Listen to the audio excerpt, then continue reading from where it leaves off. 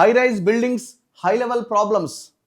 హైదరాబాద్లో పెరుగుతున్న 50 నుంచి 60 అంతస్తుల భవనాల నిర్మాణాలట. ఇదే కల్చర్ ఉన్నది కదా, ఇప్పుడు ట్రెండ్ అంతా ఇదే నడుస్తున్నది కదా. పెద్ద పెద్ద towers, gated communities.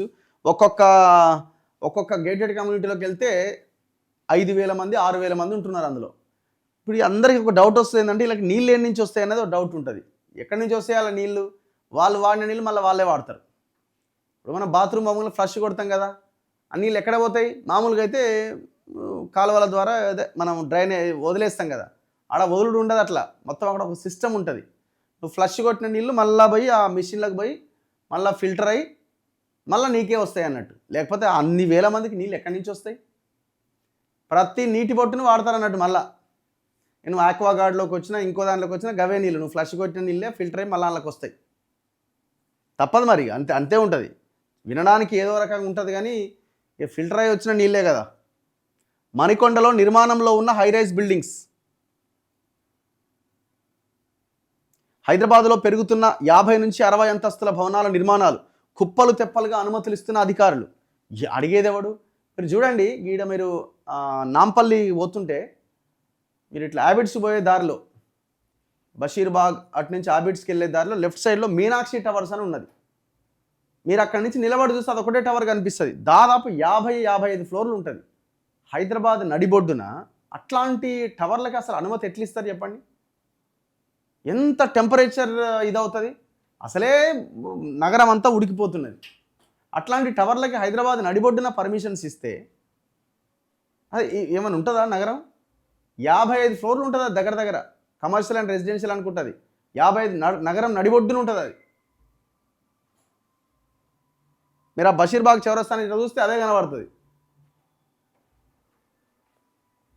2024లో GHMC హెచ్ఎండిఏలో 124 బిల్డింగ్లకు permission ఇచ్చిరట. 2024లో 2025లో అది 193కు చేరిందట.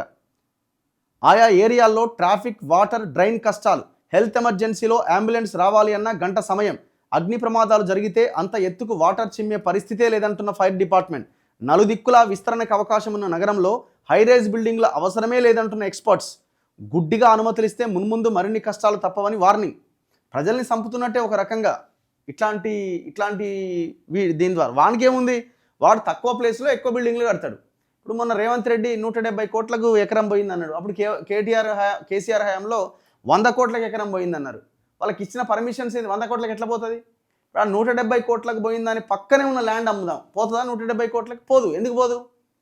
ఆ వేలం వేసినటువంటి ల్యాండ్లో అపరిమితమైన టవర్లు, అపరిమితమైన ఫ్లోర్లు కట్టుకోవడానికి ప్రభుత్వం అవకాశం కల్పించింది. మీరు ఎన్ని ఫ్లోర్లైనా వేసుకోండి, ఎంత కొంటారో చెప్పుర్రి. వాడిది ఏముంది? 50, 60, 70 ఎన్ని వేస్తాడు, ఎన్ని ఫ్లోర్లన్నీ వేస్తాడు, వేసి సొమ్ము చేసుకుంటాడు. మిగతా ప్లేస్ అయితే ఇది 10 ఫ్లోర్లకో 20 ఫ్లోర్లకో ఇంతకు మించి దాటడానికి వీల్లేదని గైడ్లైన్స్ ఉన్నాయి. ఇక అట్లాంటి పర్మిషన్స్ ఇచ్చిన తర్వాత, అపరిమితమైన అవకాశాలు ఇచ్చిన తర్వాత ఎందుకు కొనరు?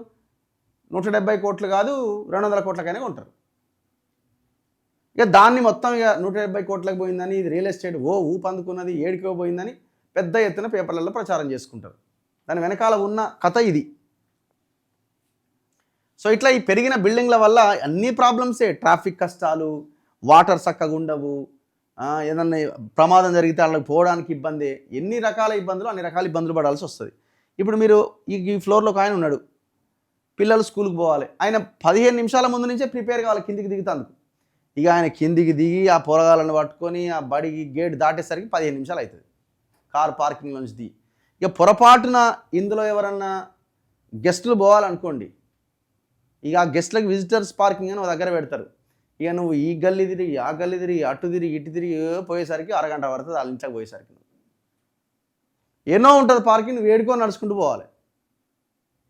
సో ఇట్లాంటి బిల్డింగ్స్లకి మీరు ఒకసారి ఎంటర్ అయితే తెలుస్తుంది కథ.